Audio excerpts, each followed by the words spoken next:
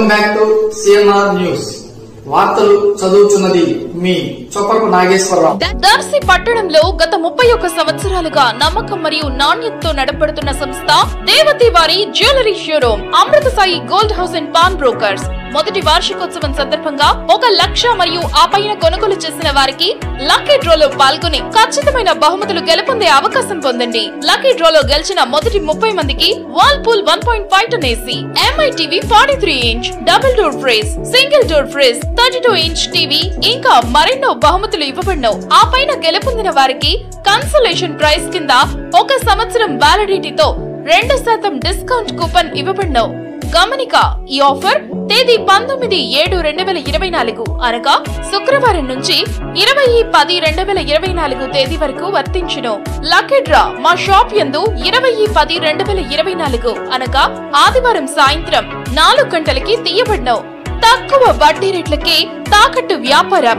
మా షాప్ నందు 2 పేటల తాడు, సాదా గాజులు, డబుల్ లైన్ గాజులపై 365 రోజులు ఆఫర్ కలవు. ఇంకా ఎందుకు ఆలస్యం, విచ్చేయండి దేవతి వారి జ్యువెలరీ షోరూమ్, గడియార స్తంభం దగ్గర, జేకే హోటల్ ప్రక్కన, కురిచేడు రోడ్, దర్శి. ప్రొప్రైటర్ దేవతి రామారావు. 9440524410. ఎన్నికల ప్రొసీజరే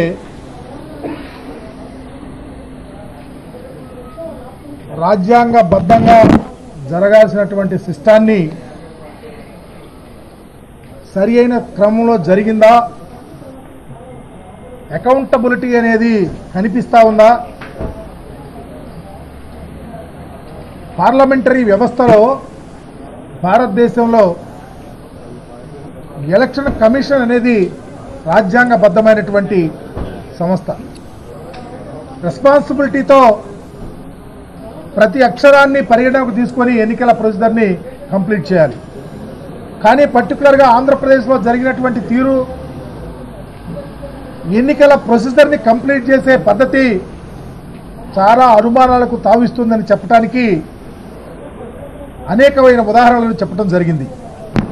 6 గంటల సమయానికి 68% అయితే ఎలక్షన్ ప్రొసీజర్లో ఉన్నటువంటి పద్ధతి ఉన్నటువంటి వాళ్ళు పోలింగ్ బూత్ దగ్గర ఉన్నటువంటి ప్రతి ఒక్క వ్యక్తి ఓటు హక్కును వినియోగించుకోవాలి కాబట్టి కొంత పెరగచ్చు. కానీ 8 గంటలకి 78%, 11:30 గంటలకి 80% పైబడి ఎన్నికల శాతాన్ని పెంచుకుంటూ పోయారు. అయినా ఎన్నికలు జరిగినప్పుడు ఫామ్ 20 అనేది పర్టికులర్గా 175 నియోజకవర్గాల నుంచి మీరు నియమించినటువంటి ఆర్ఓస్ దగ్గర నుంచి రిపోర్ట్ వచ్చి మీ దగ్గర ఉన్నాయి. కానీ ఈ రోజుకి ఎన్నికలు అయిపోయినాయి. అనేకమైనటువంటి ప్రిడామినెంట్ సంస్థలు ఎన్నికల ప్రొసీజర్లో ఎనామలీస్ ఉన్నాయని చెప్తా ఉన్నాయి. ఆ క్రమంలో ఈ రోజుకి ఆంధ్రప్రదేశ్లో ఉన్నటువంటి ఎన్నికల కమిషన్ ఈ ఓట్లు పోలైనవి, ఈ ఓట్లు ప్రధాన వ్యక్తికి ఈ విధంగా వచ్చిందని చెప్పే పరిస్థితి లేకపోవటానికి కారణాన్ని వెతుక్కోవాల్సి వస్తుంది. దీనికి బాధ్యులు ఎవరో చెప్పాల్సిన పరిస్థితి ఉంది. అందుకనే ఈరోజు వైఎస్ఆర్ కాంగ్రెస్ పార్టీ బృందం ఎన్నికల కమిషన్ని కలవటం జరిగింది. అయ్యా, ఎన్నికల్లో ప్రొసీజర్లో మేము ఓడిపోయిన తర్వాత వ్యవస్థ నడుస్తూ ఉంటుంది, కానీ మేధావులందరూ చాలా రకాలుగా మాట్లాడుతూ ఉన్నటువంటి పరిస్థితిలో మాకు కూడా అనుమానాలు వస్తూ ఉన్నాయి. ఎన్నికలలో మరి ఈ రోజుకి ఎంతమంది ఓటేశారు, ఎవరికి ఎన్ని ఓట్లు చెప్పలేని పరిస్థితిలో ఎన్నికల కమిషన్ ఉందంటే ఏదో జరుగుతూ ఉందని అనుమానాలు వస్తూ ఉన్నాయి.